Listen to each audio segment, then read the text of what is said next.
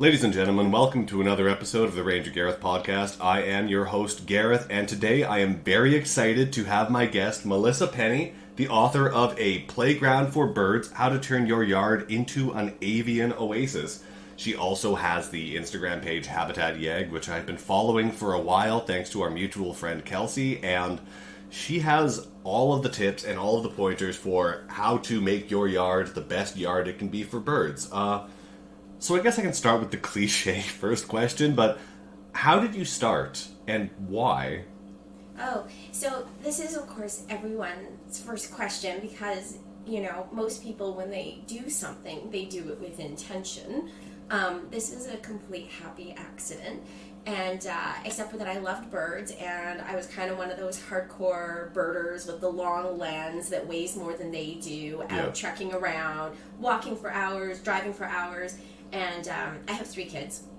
And once they started getting kind of busier and then different ages, so different school schedules, all of a sudden my birding time out of the house was getting cut smaller and smaller. And then the times I could go were usually like the less ideal times that you could go and see birds. No 3 a.m. wake-ups. Well, exactly. It was like 3 a.m. or like mid-noon, and so it was getting to the point where it's like I would go out, I would get time, and I'd go for hours and I would see something like a magpie.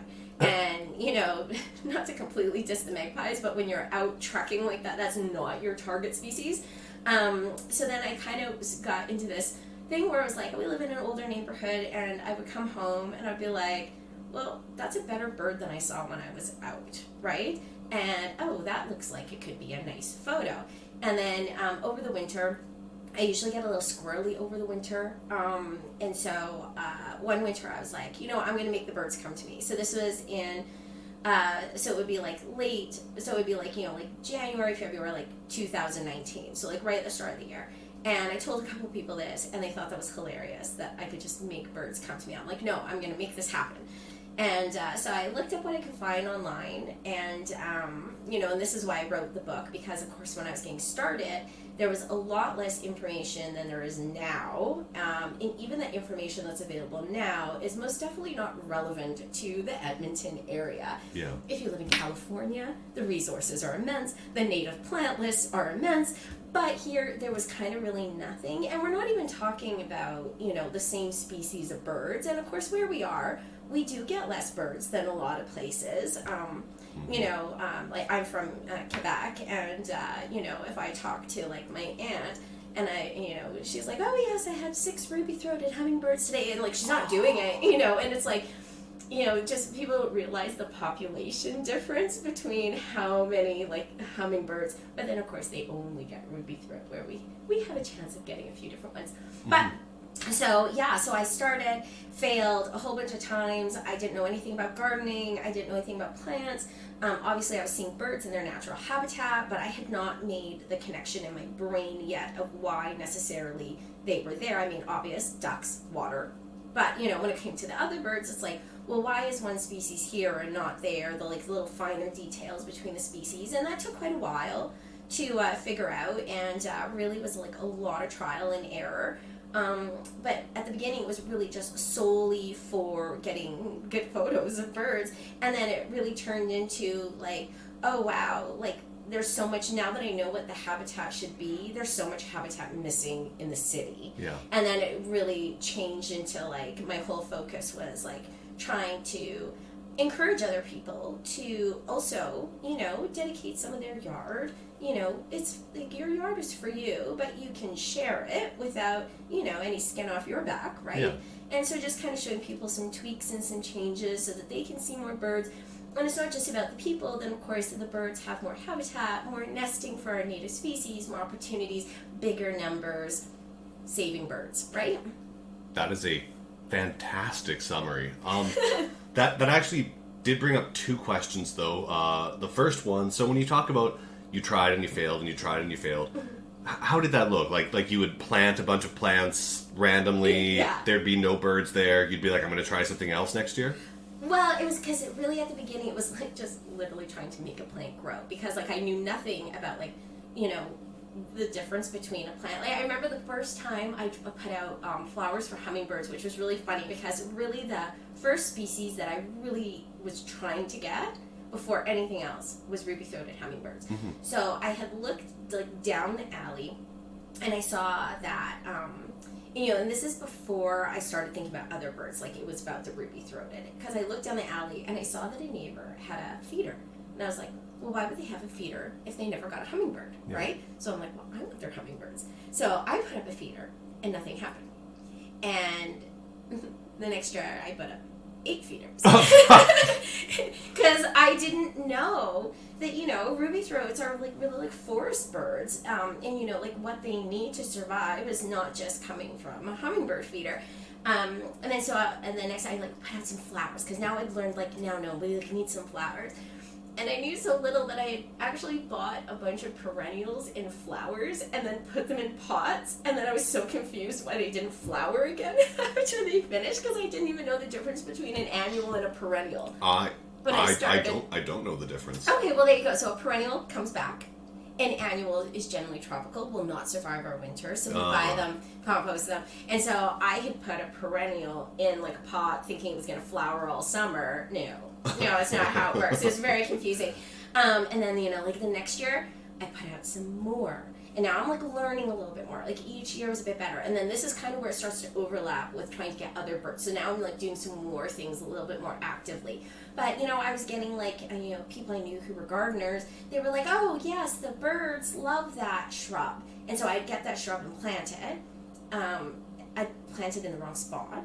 It would die. No. Or the shrub would be full of house sparrows, because the people that were gardeners didn't know that house sparrows were an invasive species, and that's not who you're trying to attract to your yard. Yeah. So like there was just so many things coming at me that I would just, I'd dig it up, try again.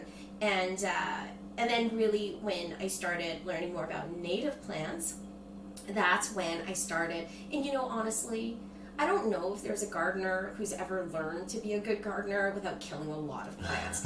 And that's how you learn. It sounds horrible. I also have killed some young trees.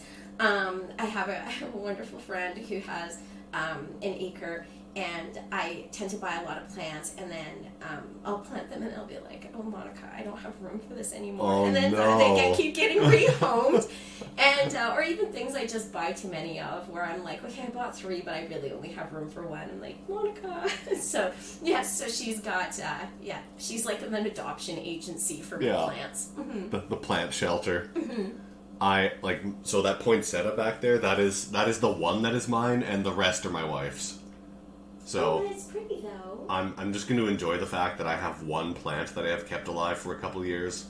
Honestly, you have the ZZ plants, because if anyone needs a house plant that they can't kill, doesn't need light, doesn't need water, it's the ZZ plant. And yours are getting big, so, because they are getting a little bit more light. I am not so great with house plants, but what I realized is that variety is not the spice of life. And when you have some plants that work well in your house, just get more of those plants. Don't try and be fancy. And so now I've got these monsteras that are monsters because they work, so I got more. And then one of my wells looks like a jungle, and I don't have to do anything. I don't have any variety. We've probably killed 5 monsteras. They don't do well with us. Those thrips. Too much? It's those thrips. They kept getting into the apartment somehow. Interesting. Houseplants are a whole different thing, and you can apply a lot from outside plants to inside plants. But, a couple of, hot tips for if you've got indoor plants that have some bugs. There's, the worst ones are the fungus gnats. Those are the ones that are, really, that's generally what people are going to really struggle with. But if they only breed in that top layer of soil, so what you do is you kind of dig down a bit, and then you put gravel, and then you sprinkle diatomaceous earth on top, and then so they have nowhere to breed, and then the adults, when they land on it, get, all sliced up from the diatomaceous earth, which is nasty, but it works. So you're not stopping them from breeding, and then you put out the little yellow sticky traps to catch the adults, and then soon you've got none. You can also put mosquito dunks in your watering can. because that's a larvicide that are not only for mosquitoes but for fungus gnats. Oh. Yeah, and so you can water your plants with that, and that will also help with the thrips, I think, too. But I mean, the insecticidal soap, like at this time of year when you still can, like take your plant outside, spray it down with some insecticidal soap, let it dry outside, bring it back inside.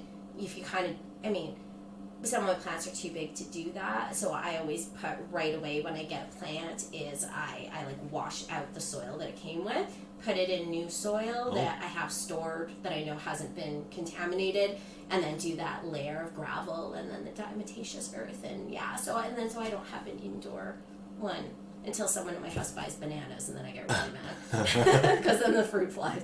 Yeah, I hate bananas for that. Do you remember? I don't know if it was like 15 years ago, but Cheerios was giving out the little packs of flower seeds. No, I do not remember this. Oh, goodness. I have it somewhere in storage. I forget where now, but many years ago, Cheerios was trying to, like, be more bee-friendly. So they put these little packs of flower seeds in the boxes. But then that led to controversy because, like, Cheerios comes from one distributor. It's not going to be native plants for everywhere, so it would just be random. Maybe not even invasive, but just exotic species in your yard. And I mean, invasive, it doesn't need to necessarily be, like, technically invasive to not be a good idea in your garden either. But the same with Canadian Wildlife Federation.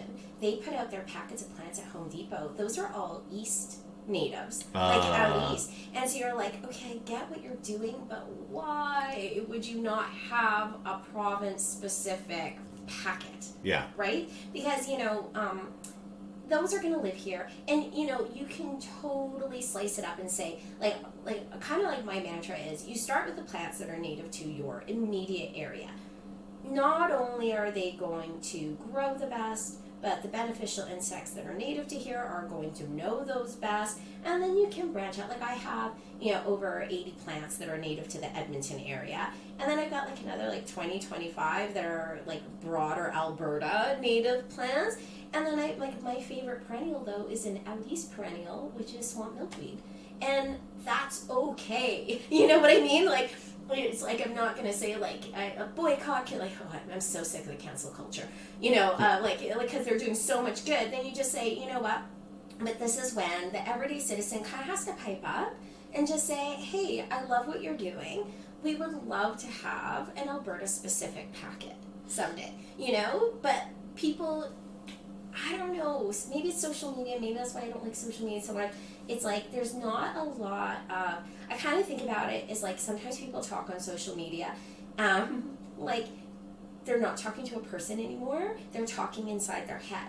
So screaming into the void. Right. So if I kind of feel like you shouldn't write anything online either that you wouldn't say or in a way you wouldn't say if you were walking into a party of people you didn't know. Because that's really what social media is. So if you can walk into a party and stand in the middle of the room and be like, I don't like you. No one else liked that person. No. Like, could you imagine? No, you would be nuts walk and in you would either not interact with that person, right?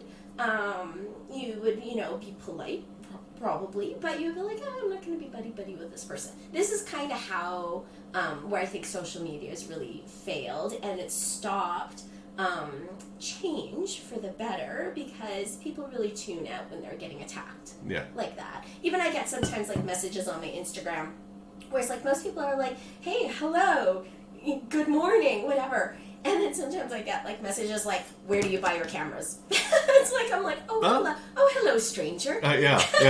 How are you? Not even going to butter me up first. I know. It's like, buy me a dinner? Yeah.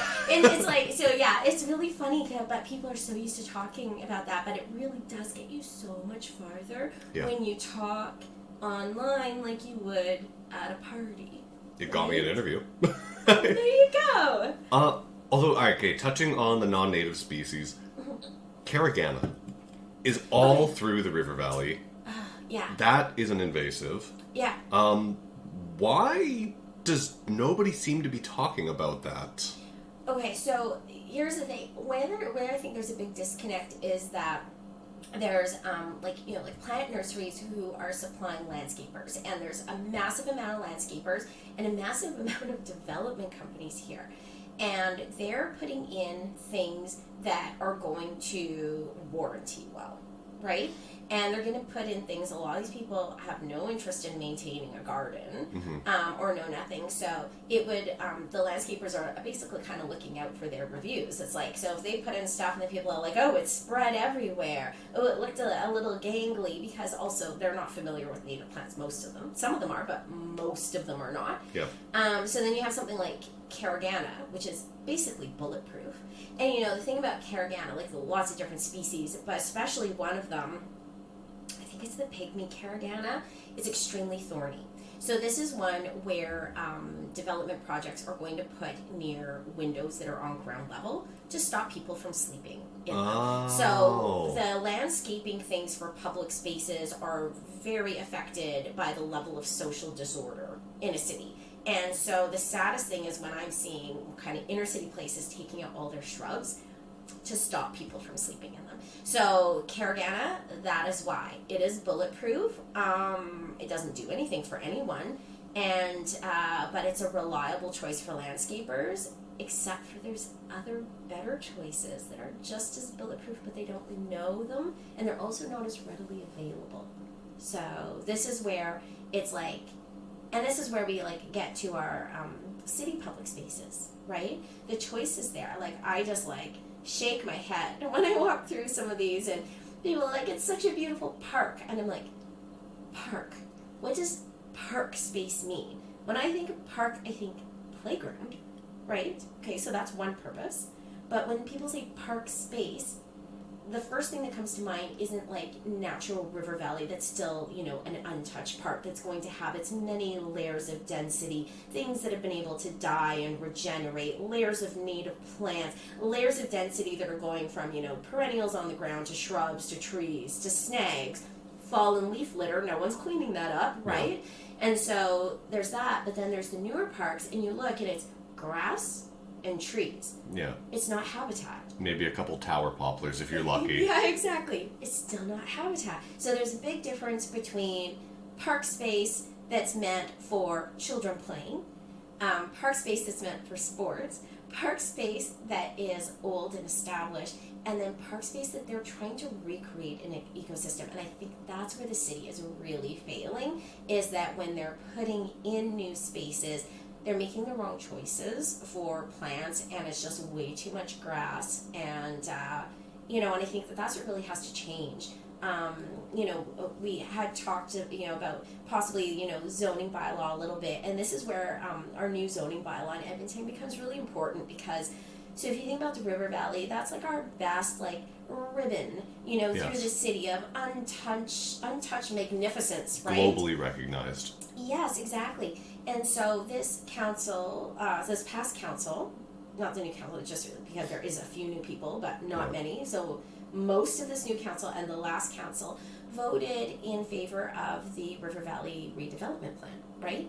And so the big bone of contention with that was the word throughout was, instead of saying shall, was replaced to should. So when you're thinking about using shall or should in a sentence, they sound similar. It's a very big difference. Legally, yes. And my husband's a law professor, and so I know very much that those little words can make the very big difference. Other things that were in there where there was large pieces that could be developed without ever having to even go in front of council. So this is a big concern when we're talking about rezoning. You know, it starts with the River Valley, which is, you know, our massive gift in the city, and that is the reason why we have birds coming through Edmonton and stopping also in our backyards. Without that jam, we're going to see a lot less birds in our backyards. With the infill, with the rules as they are, and the loss of mature trees, we lost our our mature canopy. You know, we lost that bylaw in this new rezoning. And what I think people, like, if you look at a map of Edmonton and you watch how the trees, like if you look at, you know, the view where you can see, it's like, you know, more of like a realistic view. You can see the River Valley, and then you can see these, like, it's like veins of trees coming out of the River Valley into neighborhoods. And kind of what we're doing is we're severing those veins. And these are the paths that the birds will follow. So that's not to say that someone in a new neighborhood is not going to get birds, but they might be getting a slightly different bird, more that's one that's more like a prairie grassland bird. Like, I am not going to see a tree swallow come through my yard. I don't have big enough water.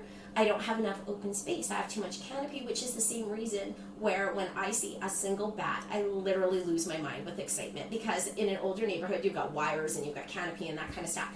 But if this keeps going unchecked, it's not like our city's going to look very different in 30 years. No, it's going to be like 5 years. And we're going to look around and we're going to say, what happened? And this is why, politics can be very exhausting and very frustrating. The way the election went, I wasn't super happy about, because it was a lot of the same faces who had already shown how they felt about urban biodiversity and green spaces by the voting that they'd already done. So it's not like, you're scared of the unknown. You're like, oh no, I already saw which way you were going to vote. So what's going to change that? And I think that that on city council, they kind of think that it's a vocal minority, and they don't realize how many people treasure having birds in their backyard, who treasure their walks through the river valley, the time they spend in there. And unless people take the time even just to write a little note to their counselor saying how much they appreciate that space, or the mature trees, or their garden and what it brings them. Specifically for me, as the new zoning bylaw is written, I'm sandwiched between two corner lots, which can basically mean that if either of my neighbors sell, I'd be living in between two 8-story apartment buildings. And that's terrifying, because also the lot behind me is also a corner lot with alley access, so that means it could also be an 8-story apartment. So I'm looking at becoming the house from Up. For real. And this is one where I've felt a little torn about it, because Edmonton's population is growing. It's growing dramatically, and the thing is, do we densify or do we sprawl? It seems like that's the choice here. Neither. Not neither. But it's like, you can have density, because I'm not opposed to density at all. I would love to build a suite above my garage. What I think that is missing is the context. So during, before this election, people were really hung up on 4 units or 6 units or whatever. But all the lot sizes are different. So still, if you had a lot that could have 6, but it's a small lot, well, that's still going to look weird. There's still going to be no room for trees. Yeah. So where it really becomes important are the rules about what needs to be planted, what needs to be left. Work around that 50-year-old tree, right? Which you can do and still have density. We also have a lot of unused spaces that could be developed where you're not cutting in, that actually have better accessibility to transit. Are those the ones that we call brownfields?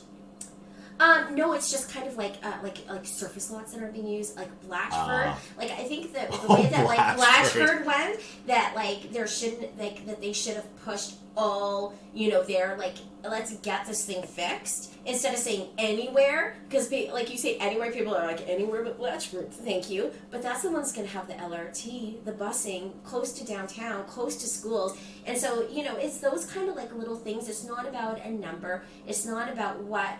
Exactly. It's about not everywhere is equal as far as the density you can put on it. So saying a corner lot can have that many regardless of the size of the lot. Yeah. That's where it kind of, so it needs to have more fine details, but with a focus on density.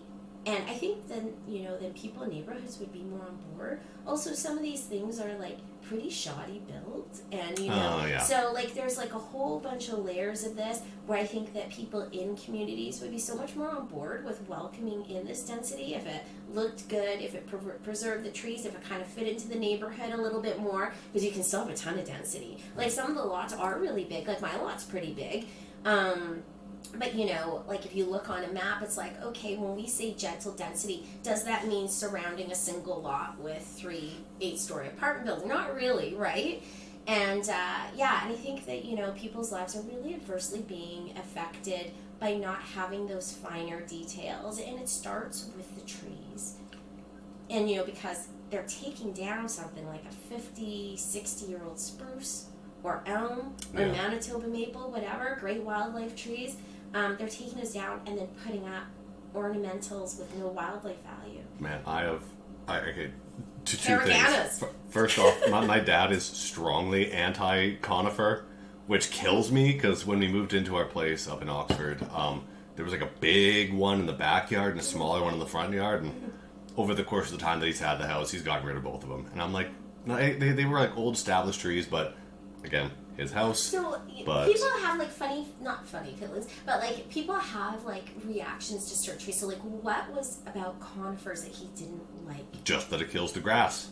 Okay. It's such a common thing for like standard Canadian family want the grass, and I try and tell them that the grass doesn't. And that's a big thing about Oxford and Cumberland. When I was walking up there, it doesn't do much ecologically. No, it doesn't, and it's high maintenance to look good. But so it's funny because my spruces, I've got 2 in the front, I've got 2 in the back, and then I've got one that was like an arbor. Well, they were all Arbor Day plantings, but one was like I think some kid just planted in the alley, so it's like no one's spruce. It's kind of like it's growing out of like concrete, and it's like 50 years old. It's insane. So I have 5 spruces, and you've seen pictures of my garden. Yes. Yes. There's lots of plants that will grow very close to a spruce. But not my generic sod. No. Exactly. What will I do without my sod? Without your sod, you'd have your sod. You know, I still have grass. No, so here's the thing: I am not anti-grass because. So it depends where you live. So if you live in a neighborhood and you've got like not really any trees and you've got like a full sun front garden, right? Yeah, you could like rip that up and have like a native meadow, like no problem. I have mature trees, so those drop seeds. So without that grass, I would be pulling up. So I kind of pull up. So like I have to rake up the seeds, and that's usually like I don't know, on a bad year, like this past year was a bad year. That's like 3 or 4 big plastic bags of just seeds. Oh. And then I spend the summer and I pull up about 2,000-3,000 elm seedlings in Manitoba maple. So if I didn't have grass in the places around my garden, I would also be pulling up seedlings from there. So they're the only thing stopping. It's a free path. I don't water it. I don't fertilize it. It's a mixture of grass, plantain, and dandelions. I think we mowed it twice this year with our push mower. Yeah. It's really kind of just like this matted thing. And the same within the back. It's basically a free path. But if I pull that up, all of a sudden, that is an unmanageable job for a lot of people. So, like, whatever, have some grass. But, you know, if you're balancing it with, like, putting in a ton of, like, native plants and other beneficial plants, because there are some, you know, non-native beneficial plants that are very hardy, like that, you know, can handle more pollution or salt by the side of the road, that sort of stuff. Yeah, there's some great choices. But, yeah, it's not like a, you know, sod versus no sod. We don't really have a native equivalent because our native grasses are like little clump forming things. Yeah. And typically, like, you know, you think about like the grasses are kind of like a sunny, dry thing, and then the sedges are more like a shady, but not full shade, kind of more like a shadier, wetter kind of thing. So I do have an experiment that I am going to try with my front lawn and pulling up pieces and then planting clump, short-growing, perennial native grasses very close together. I did grow a bunch from seed last year of springle sedge and meadow sedge because I do have quite a bit of sage. Wow, those things are spectacular. This year I grew blue grandma grass from seed. Sorry, blue grandma? Grandma. Like, okay. Yeah, like how a baby would say it. Yeah. Blue grandma grass, which is really cool because their seed heads, like, it goes like straight up and then comes out like a little flag. But of course, like, because I just grew them this year, these things are like 3 blades of grass. They're like doing nothing. But that was the same with the springle sedge and the meadow sedge last year, and now this year they're a clump. So, like, it really is great. Where is that grass from?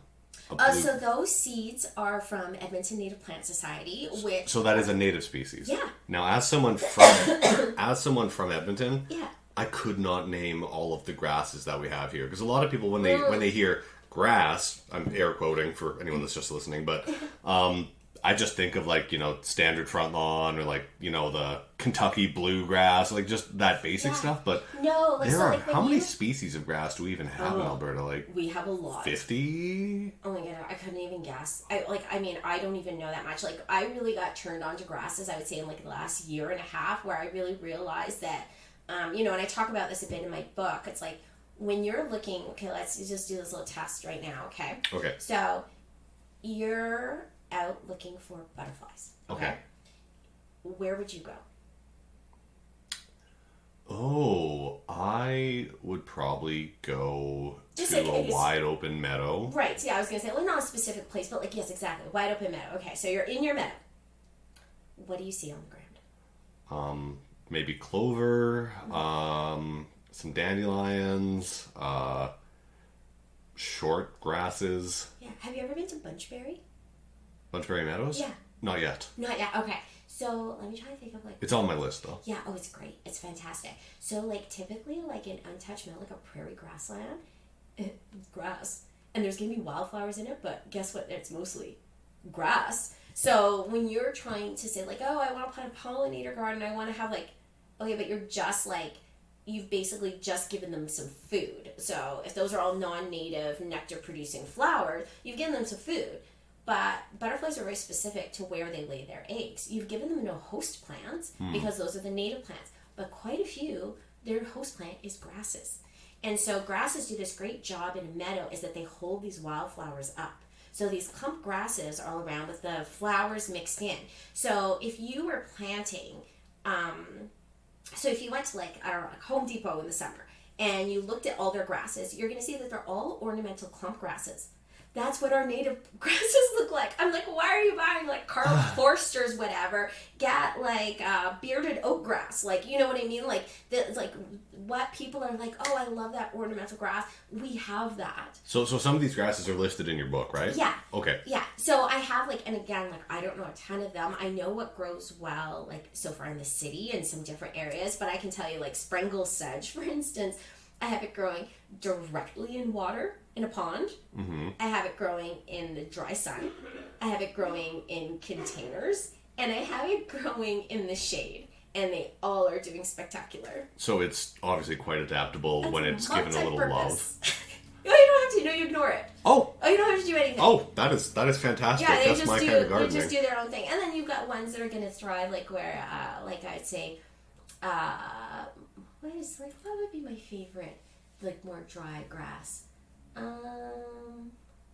That's a hard one. Like the blue grama grass is very fancy looking, but if you just want those like little blue, like the Rocky Mountain fescue, okay. Like it has that like bluish kind of like greenish tinge, and it's just very spiky. Poverty oak grass, like there's so many cool grasses. But the funny thing is, like we have those, but of course because native plants, like some of these plants, like they could take like 3 years to germinate, right? Yes. It's not the case with the grasses. I like grew some just like starting them in the summer and then, planted them this fall. But when you're looking at native plant suppliers locally, there's only so much supply. So like these plants aren't getting like 2 to 3 years old. Often, like some of the suppliers do have plants that old. You'll pay a little bit more for them. They'll be more established. But it just takes a little bit. But of course, these are still in pots ready for sale. Once you get native plants in the ground, they just kind of like explode. So it's like the first year you're going to be like, ooh, I thought native plants were a little bit more robust than this. Sorry, give them a winter.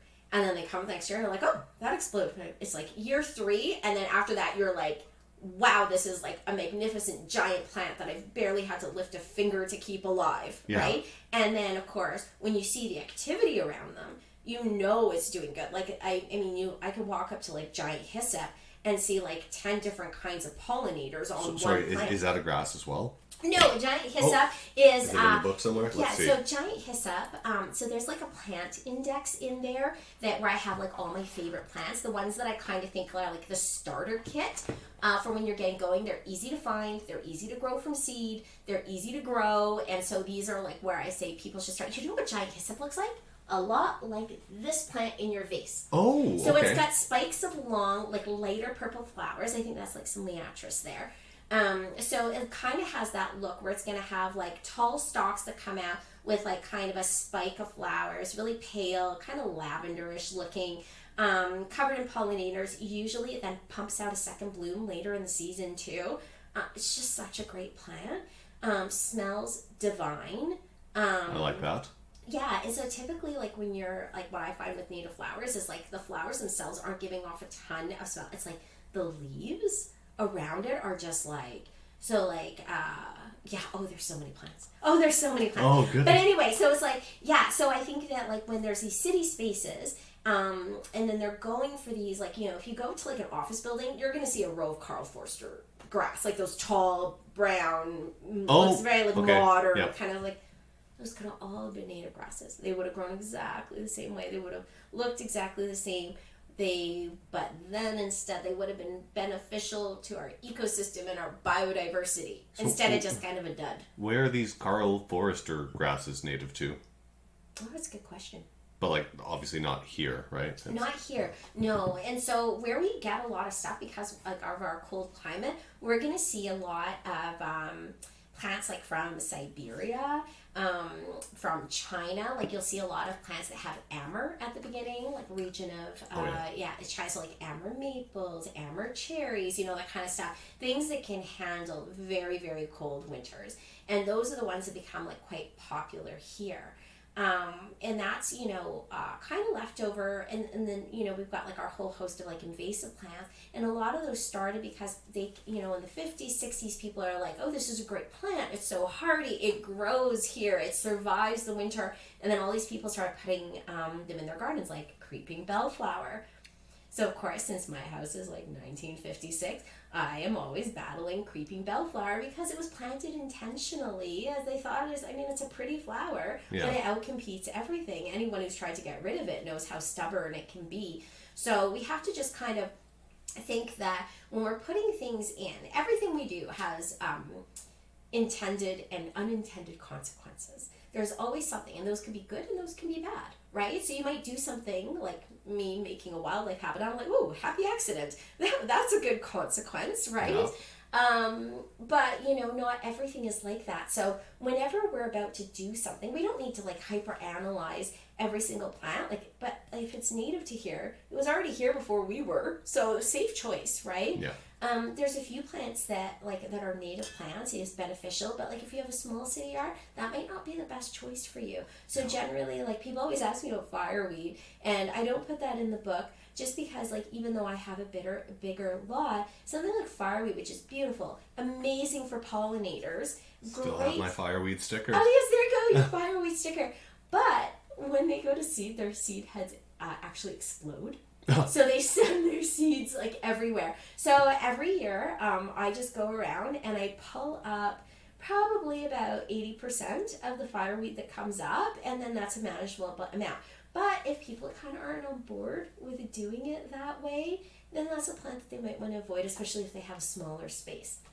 And so, you know, not just every native, and, you know, also people might kind of go for some like obscure native plants to start. I don't usually recommend that. They can sometimes be a little bit more finicky, a little longer to establish. But also, like, kind of when I look at a plant, it's like what's your pollinator power? So it's like if I look at these native plants, giant hyssop, wild bergamot, goldenrod, like you look at them and they're covered in pollinators. And then there's some other native plants, and yes, they're important, but if you have limited space in a yard, you don't want to use it up with some of the species that don't have as many flowers, or that flower very briefly, or not all. Like if you have a tricky spot, you know, in the shade, let's say, a better choice would be tall lungwort that gets quite a few flowers once it's established, or Richardson's alum root, which has a ton of flowers, opposed to something like wild sarsaparilla that is very cool looking, but it doesn't really have a ton of flowers on it. You know what I mean? So you have to kind of cut up your space wisely. So that's why in the book I put like kind of like my top picks. Like start with this, then go get cool and you know, weird and explore on your own. And yes, I would love to have wild sarsaparilla. Oh, wow. I had like the best accidental plant this year that I'd always heard about. Have you ever heard of jewelweed? No. Okay, so native plant. We have two kinds here. There's spotted jewelweed and western jewelweed. Coolest flowers ever. It sounds pretty. Yeah, it's super pretty. So it's like yellow, kind of has like a foxglove kind of look with like some speckles inside. Apparently ruby-throated hummingbirds love it. Grows great in the shade, but it's more like an annual, so it needs to drop its seeds and like regrow in that place, or be started by seed somewhere else. You wouldn't want to cut those seed pods off, or else you like its life cycle would end in that spot. I want to look this up. So I actually bought a plant that was a trickier plant. I can't remember which one. Oh my goodness! Is it this one with the like yellow orange flowers? Yeah, so that's the spotted, and the one that's more plain yellow is the western. Oh, that is beautiful. Yeah, no, beautiful. And it actually got like big, like it was kind of like shrubby, and so it started growing, and I was like, oh look, that plant. I can't remember what it was. Oh, it did live. It did come up, and like this was in a container too, so I had like low hopes. And it came up, and it started growing more, and I'm like, I don't think that's the plant I thought it was actually. And then it came up and it started flowering, and I was like, what is happening? My mind is blown. It was covered in these amazing yellow flowers. But who doesn't love a plant that can grow in moist or dry full shade?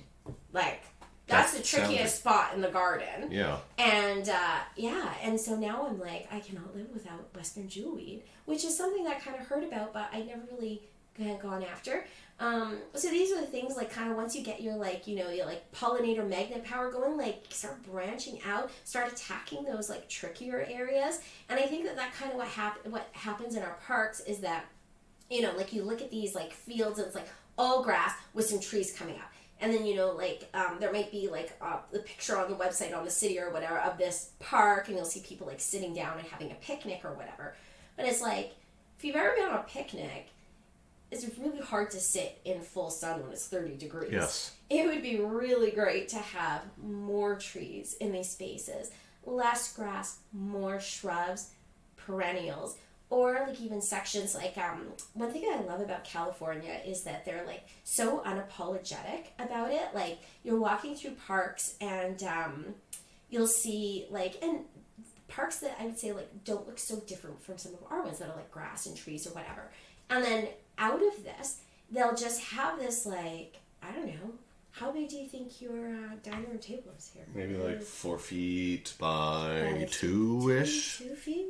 I'm really bad at like eye measuring like that. Same. But I think that so about that size, and it is just native wildflowers. They surrounded it with like this not super attractive like fencing to keep people out, but then they have this great sign on it that says what species are in there. It's monarch habitat. This is other pollinators that are going to be there. This is why it's here. But they have it fenced in so that people can't come and muck it up. That people's dogs can't accidentally trample it.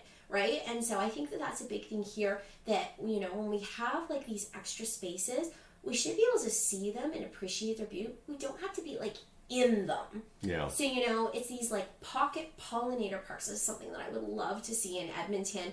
That's just like that. And, like a little educational placard, maybe like with like a little wrought iron fence around it, right? And because you don't need to go in. No one needs to go in and water those. Like maybe like when you first plant them, but not like the excessive amount of water that's being used on the big hanging baskets. Yes. Around the city, right? Nothing like that. So the cost to maintain one of those baskets would easily, be more than the cost to create one of these little pollinator pocket parks. And so, and I love seeing that all over, like LA or San Francisco, just like very, very cool. But I think that there's I don't know. I don't want to say a different appreciation. We've just been like trained for so long that things are how they are and they're fine. And then all of a sudden things start to disappear. And then, do you remember going on like car rides with your family when you were young, and like you'd get to your destination and like your front grill would be like covered in insects? This is a topic that I've been noticing way more the last few years. People are finally starting to talk about it. I mean, that doesn't happen anymore. Yeah. I remember I worked at Sunshine Village for like 5 years, And one summer, and I only worked 9 months of the year.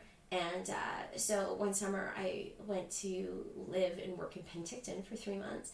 And I remember driving there and being in tears because, like, I was driving on the highway and, like, thousands of butterflies. Like, I've never seen anything like this. We're all across the highway. Like, in my whole life, I've never seen this again. And they were, like, all over my car. And I was just like, oh my God, it's like the, like, death brigade of, like, butterflies. And yeah, I stopped and it was just like absolutely insane. And like, I mean, like, we've done road trips like with our family, stuff like that. We don't even see barely anything stuck on there anymore. And without insects, we don't have life. So, you know, when people are trying to bring birds to their yard or more birds to public spaces, birds, like, they don't go where there's no food. Yeah. And so, of course, we're going to have concentrations of birds in the river valley, the parts that are untouched, that still have all those native plants and trees, and, you know, that they're going to be able to, like, feed off, you know, like, berries, seeds, the insects that are going to be present there year-round, right? The snags that are falling for the overwintering insects, the leaf litter that's keeping them safe to the next year.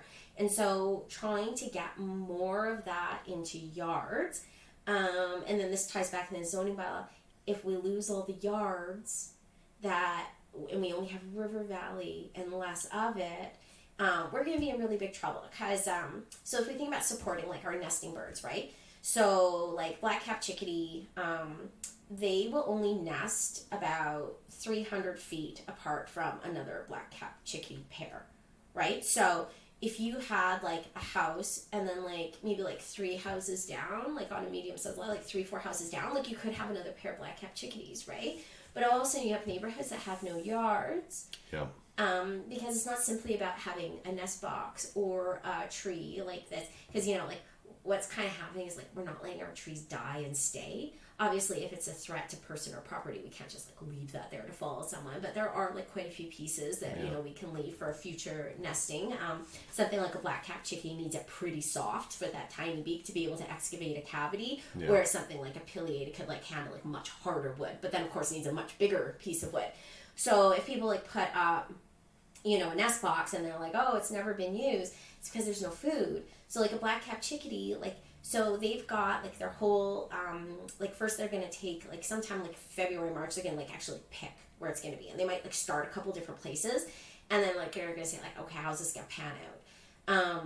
And then they're going to look at resources. And this means, like, hundreds and hundreds of trips to the nest with beakfuls of bugs every single day that those eggs are hatched. So that's going to be, like, 13 days of hundreds of trips with mouths full of insects. But of course, while the eggs are being incubated, the partner, usually the male, is feeding the female who's incubating. So that chickadee is also feeding that, but then also taking a trip. And when they're feeding the, you know, babies in the nest, it's not from a bird feeder. It needs to be the soft, squishy insects, moths, whatever. Yeah. So if you don't have enough insects, it doesn't matter how many nest boxes you put up, which is counterintuitive anyway because they need space, right? Yeah. You're not going to have nesting birds. So if we squish them all to the river valley and we only have chickadees nesting every 300 feet, we've got red-breasted nuthatches who will only, is that actually opposite? Woo-hoo-hoo. The opposite. Red-breasted nuthatches might be 300 and black-capped chickadees 600. So they're flip. White-breasted nuthatches are 1,000 feet. Oh. Northern flickers are even more. Pileated woodpeckers even more. But you will have a pileated woodpecker nest close to, like, a chickadee or a red-breasted nuthatch, right? Downy woodpeckers, you know, they can excavate, like, the medium wood, like, so the soft and medium, really, really hard. I had a pretty hard snag. It took them a month, which is, like, and, you know, where I've had other snags where they were roosting in it within 2 days. So sometimes, like, not all snags and not all species of snags are going to be great for nesting, but they really wanted that spot. So, but if you have snags, you have nest boxes, but if you don't have the bugs, you can't support the birds. And that's why a lot of people, when it hits, like, April, they'll be like, oh, where did my chickadees go? I used to have 6 chickadees come to my feeder. So they had to go to find somewhere to nest successfully. Yeah. And, you know, that doesn't mean that it's always going to happen, and not every nest is going to be successful. So if we don't have neighborhoods where birds can nest like that, this is where we're going to see a decline really fast. And my horrible premonition is that the first species that we're going to lose from the city is going to be the white-breasted nuthatch. Oh, I know. I like them. I love them. But they have the same size requirements of nest box size and nest snag size as house sparrows. And white-breasted nuthatches generally do not make their own cavities. They could if they had to, but they generally don't. They reuse like old downy woodpecker ones, and stuff like that. And they don't mind being in like kind of like an extra large mansion. They work with that, but they can't. They will not win a fight with a house sparrow. So if we're like, you know, catering to house sparrows and being like, well, I don't have any other birds and that's what comes to my feeder, it's like, well, no, you don't have any other birds because that's what's going to your feeder. No. Like it works against, you know. So yeah, so like if we are letting, you know, house sparrows nest, house sparrows eat, our native birds really suffer. But I think that that's going to be because they don't ease, or you know, they rarely make their own cavity. That's why I think that they're going to be first to go. Downy woodpeckers can make their own every year, and will also usually win a fight against a house sparrow unless there's like a ton of house sparrows. But what also, you know, then is like double down makes it hard is that, you know, our native birds, the cavity nesting ones, they get one chance per year. That's it. If it fails, they don't try again till the next year. House sparrows can successfully brood 3 or 4 times in one season. Oh, goodness. And that's why we have such big numbers. And so, yeah, it's like there's just so many levels to how we can support birds. But really, like if people take charge of their space, reduce how they're helping house sparrows, increase how they're helping native birds, planting native plants, piping up to city council that these things are important to you, then I don't sound like I'm literally like the only crazy bird lady in the whole city. Then these are the things that are going to help pull back the development without a plan. It just needs to be planned a bit better, you know, because we have a lot of room for density. There is room for density in mature neighborhoods, but not at the loss of the biodiversity and habitat. And I think that people look at the river valley and be like, no, that's habitat. Whereas like people generally don't look at a yard and see habitat. So like if someone like didn't use their backyard, didn't have a garden, had like a big messy spruce, and like maybe some weeds that flower. Oh yeah, like red-breasted nuthatches. Like if there was a nest box nearby, or like a dying tree that they could excavate, oh yeah, they'll totally nest there. Yeah. Because like spruces actually produce a lot of food. Because they've got the seeds inside the cones, and then they also have like quite a few different bugs that will live on them, right? So that could totally support like a little ecosystem. And that person who lives there does not need to care at all about birds, at all about gardening. But if we lose that yard, you know, not everyone has to be my crazy science experiment. So like when I put all these things in the book, it's not like everyone has to do like everything in the book to get birds. It's just like, do some of these little tweaks, because you do some little tweaks, you're going to see more birds right away. Yeah. And I love getting messages from people that they've had their first whatever bird, or the first time a bird's nested in their yard, or the first, you know, like, and people are so excited because they didn't think it was actually possible. And yeah, and I mean, like, I've gone all out. Yesterday, I haven't told anyone. I haven't told anyone this. Breaking news. Yeah, it's breaking news. It's really funny, actually. So the front yard, I don't have a fence. I have gone through great pain and expense to keep roaming cats out of my yard. That is definitely a struggle in the city. You know, the bylaw is a bit better, but I think that definitely the bigger problem is that a lot of cat owners don't actually know that bylaw exists. So I think that we need to like really like, you know, it's happened a few times where I've had neighbors and I said, well, there's actually a bylaw that your cat can't be on my property. And they say that it's not true.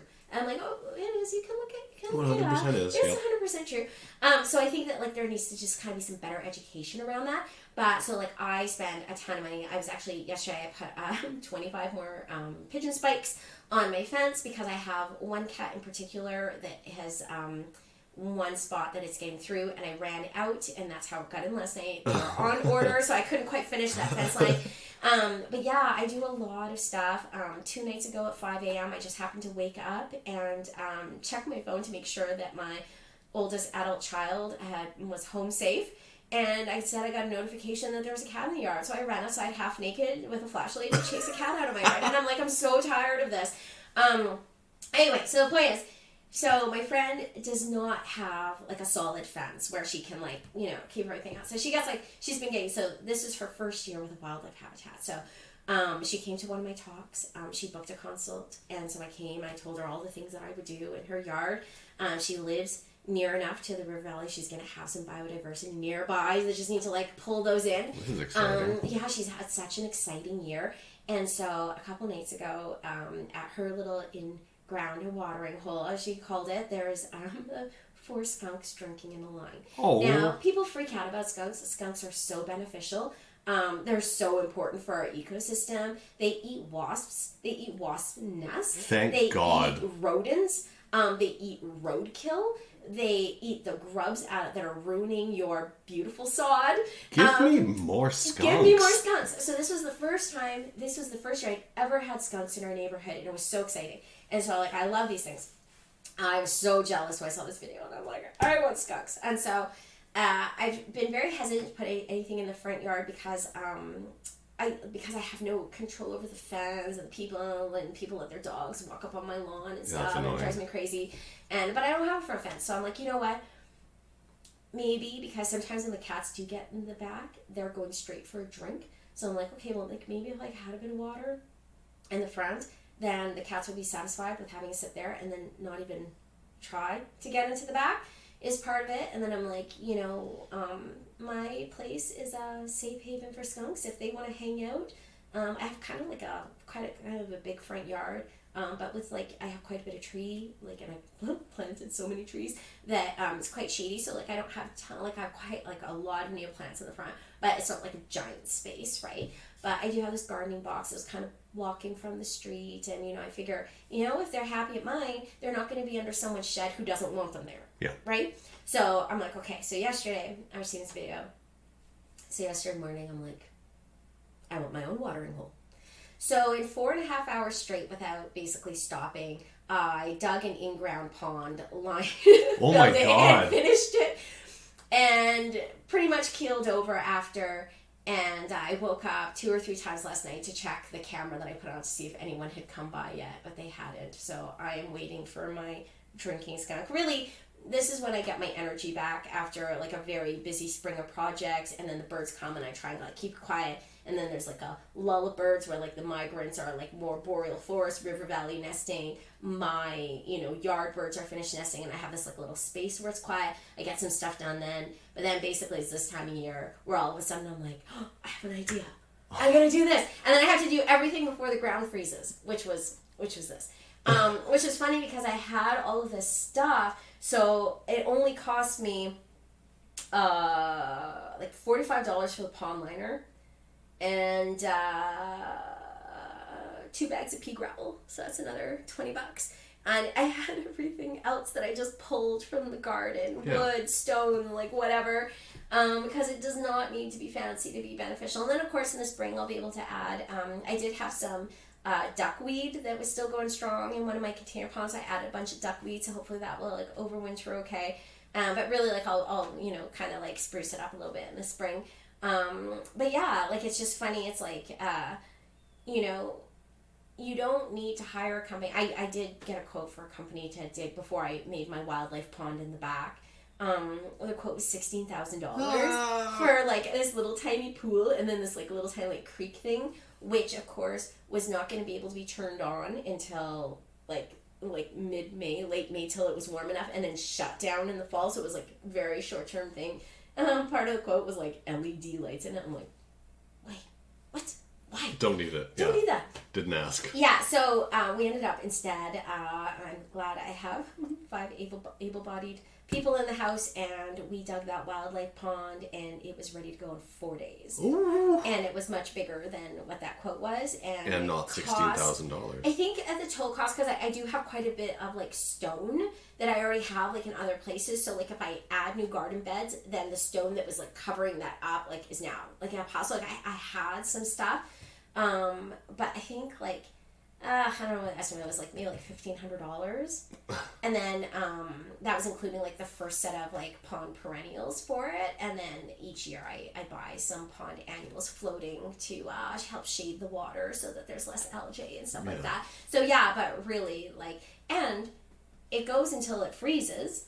And when it's ready in the spring, it thaws. Like, I don't have to have someone start it out. And, you know, it can get kind of mucky because I have so many leaves and stuff. But, you know, ideally you would put this where you don't, not underneath a 75-year-old elm. But I didn't have anywhere else I could dig without interrupting tree roots. And so, yes, I do clean a lot of leaves out. But I don't mind it because, like, we love it so much. But on order is a net to cover it up right away because right before the elm really starts to lose its leaves because I can't keep up. My arm will fall off from scooping with the net. So this sounds like it takes a tremendous amount of time. Is this like a second full-time job essentially? No. So, okay, so like obviously yesterday, that was ridiculous. I'm totally undiagnosed, but like absolutely like my ADHD was in full swing. Did I need food? No. Did I need water? No. Did I need to go to the bathroom? Of course not. Like ADHD was there for me. And I had my one goal and I was going to get it done. But I would say like everything else, and because like the plants that I've chosen, being native or like low maintenance beneficial, I'm not babysitting plants. Now, my deck is a whole other story where it's all containers and like, you know, annuals for hummingbirds. Yeah, it takes like work as like far making sure they don't dry out and die. But there's ways to, you know, to get around that stuff. And I grow some plants from seed, but like on a daily basis, like really I would say, and it only takes me a couple of minutes a day, is maintaining the bird baths. Because of course the water quality in a bird bath is not going to be like a pond. Like so, but even the pond, just because of the number of birds I get, when I have when I've got like 20 white-throated sparrows having baths all day in the pond, and then the robins get in there, and then the magpies are like, oh, what about us? And then all the other birds, I actually do, because my pond's not very big and it's shallow, I drain it and water a tree and refill it because I have 5 rain barrels. And so I do that throughout the season to keep the water quality. But of course, a little tiny bird bath with an inch of water in it, you know, it's going to get yucky pretty quick. So I would say that that's probably the most time-consuming thing, and that is, I mean, when it's peak season, I'm going to say 10 minutes a day, because I'm going to have to do it more than once, because they just, like, empty them of water, like, especially the robins, like, and blue jays, they just, like, displace all the water. And then we get to this time of year, and maybe like 2 minutes every few days is fine, because it's also colder, so the bacteria in the algae, so it's not growing as quickly, so it tastes better. There's not as many birds actually having baths, they're just having a sip, so, you know, depending on the time of year. But yeah, but then, you know, I pick a project, and yeah, that's very labor intensive, and, you know, it's a thing. But yeah, the pond, it runs itself. I do the drain, but I have like one of those like little pumps. It's awesome. And then I just attach a hose and I just water a spruce, or I water, you know, an elm. I planted a bunch of new trees and shrubs this year, so I was giving them some extra water to help them establish before winter. So that's always good. But this was a really bad year for elm seeds, and that happens every few years, especially when they're stressed. They've been battling drought for years. And like, you know, millions of elm seeds into the pond. So yeah, that was quite a bit of work at the beginning, but that doesn't happen every year. But as someone built a pond this year and then had like right beside an elm like me, like that must have been horrible for them for their first experience with it. So, but yeah, otherwise it's like, anything is a chore if you don't see the value in it, right? But when you see the value in it and it's important to you, it doesn't really feel like a chore. Cleaning the bathroom, that's a chore. Hate it. Cleaning the bird bath is just fun. It's, you know what? I mean, you follow me on Instagram, you see my bird bath videos. Could you imagine if I was posting videos where, like, my bird baths look gross? No. Yeah. Like, I gotta live, like, I practice what I preach, right? And it's really important for the health of the birds, if you're offering water, that it's clean water. And, you know, the bacteria is invisible. And so if you're not cleaning it and it doesn't look that bad, and you're still not cleaning it, there could be, like, salmonella sitting there, housefinch eye disease, avian pox, whatever. So you just do your little job. If you're gonna have a bird bath, do a good job with it. If you run into a time where like you're gonna go away and you have no one's looking after your yard or anything, or if you're just like, oh, I'm gonna be so busy the next couple of weeks, just like empty it. I mean, the birds are fine. Like, you know. This actually reminds me of something I wanted to ask you. How often do you still use seed feeders? And if so, how often are you cleaning yours? Yeah, so I tend to feed the clingers, which are like a lot less germy. So like when you've got something like house finches, or if you are letting house sparrows feed at your feeders, they're transmitting a lot of disease. They also eat indiscriminately. So if there's poop and there's food beside it, they'll eat both, and then they'll be like, oh, I guess that wasn't food. I mean, and then they keep going. So they do get a little bit, like any of the finch family is kind of like that. Any of the, in a group feeding birds kind of thing. So I tend to do feeders where, if they eat and they poop, because they do poop while they're eating. There's our daily magpie visit. Well, hello. And falls to the ground instead of in the food. So, like suet. So I tend to focus on my clingers, which are my cavity nesting birds, who are going to be my year-round birds, right? So yeah, like suet. Suet feeders, you don't have to clean as much as a seed feeder, and they are tricky to clean. The best way to clean those is just to boil a pot of water and just like stick it in a like plastic, and then just pour the boiling water over it. Oh, squeaky clean, easy. I mean, like, have you ever like put like lard all over your hands and tried to wash it with soap and water? Like, good luck. Yeah, it sucks. Like, you're gonna be there forever, right? You can't pour boiling water on your hands, but on like that. So that's the quickest, easiest way to clean suet. I do have a nut feeder, but in the book I have, like, in the bird feeding section, I have quite a few things that I do with wires that keep house sparrows away from the feeders. So for those ones, it's going to be like my black-capped chickadees, downy woodpeckers, red-breasted and white-breasted nuthatches going for that, and those are going to be chopped up nuts. And again, they'll pick one nut out of the cylinder. If they poop, it falls on the ground. Yeah. So this is how you kind of keep it clean. And then there's the ground underneath the feeders. I do put up seed feeders sometimes, but again, it's ones where they can't poop in the feeder. And then my trick is I actually buy double of a feeder that I really like, so that when it's time to clean it, I can just switch it. And then I'm not like, oh, I have to drop everything and wash a feeder right now.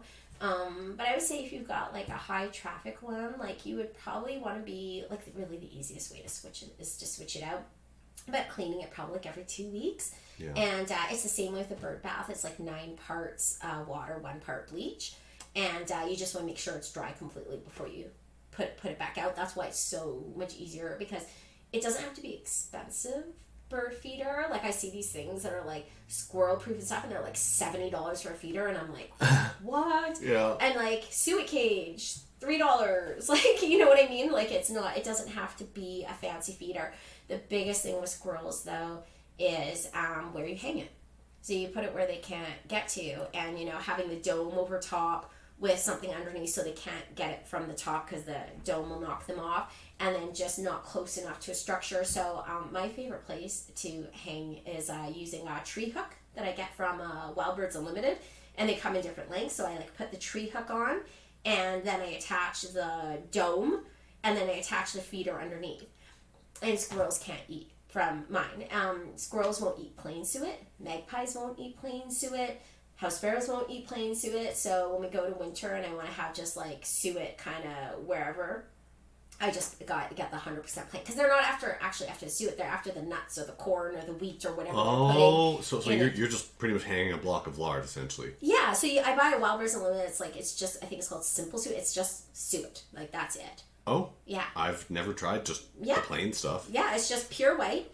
And you put it in there, and it takes I mean, it's not going to have the same pull as like a nutty one right away, but your little birds will find it, and they'll enjoy it. So, because we used to get the birds a lot more often up here. I haven't put the food up much this year, but I don't know if it's because of all the construction in the White Ave area over the last few years, but I've noticed less variety of birds overall. Yeah. So, because we used to get, when I would put up the suet feeders, we would get a pair of red-breasted nuthatches we called Ned and Nelly nuthatch. my favorite bird. they're adorable. We used to get like a pair that would come by all the time. We'd get the downies, we'd get house sparrows, house finches, magpies. We had a flicker once and a pileated once in the same winter on our tiny little balcony here. Oh wow. But then the last few years, it's just been house sparrows, magpies, and the occasional chickadee. It's a dramatic, and like we're not far from the river valley, but it comes down to the nesting. So there's probably like older houses that have yards with trees, decaying trees, where there's probably nest cavities in them, and they lost those. Yeah. And the farther they have to go, and this is where like how birds get pushed out of a city, right? Because they're not migratory, so they just kind of getting bumped a little bit farther away, and then pretty soon, like I used to have boreal chickadees all the time. Oh my goodness! And then I went like 3 years with no boreal chickadees, and now I'm just seeing them a little bit, and then I like honestly, my yard life is like such a blur. I think it was 2 years ago. One started excavating a snag. I was so excited, and I was like, "This is it. We're gonna have boreal chickadees again." And it never found a mate. Oh. And so it like I have all these videos of it excavating. It was so exciting, and then it left, and it didn't come back. And then a pair did come, and I was like, "Stay!" And then they moved on. So it's really tricky for these birds. Also, the relationships, like in my yard, red-breasted nuthatches are the kings of the castle. And it's really hard for chickadees to get a fair shake. So I've only had chickadees once, and otherwise it's always been red-breasted. I get house friends nesting every year. This past year, my bad, I moved the flicker nest log really late, and they nested somewhere else. But the 2 years before that, I had nesting flickers. So I'm hoping that this year, now that it's been in a spot for quite a while, it'll happen again. And then tree nesting, I usually get house finches and chipping sparrows. Will usually nest in a spruce out front. Hard to find though, because the spruces are big. So yeah, there's always like stuff going on. I encouraged my neighbor a few houses down to have a box, and so she always got the chickadees. But unfortunately, like she just got busier and she couldn't maintain the box anymore, and then did end up taking it down, which is the right choice because there's other people who are putting them up. So let them have the best success at nesting that they can. But before I go, I'll look here and I'll show you in the book what kind of feeder I'd hang, and I would bet you, especially this time of year, that you're going to get your red-breasted back or a downy. Well, we're going to make it happen.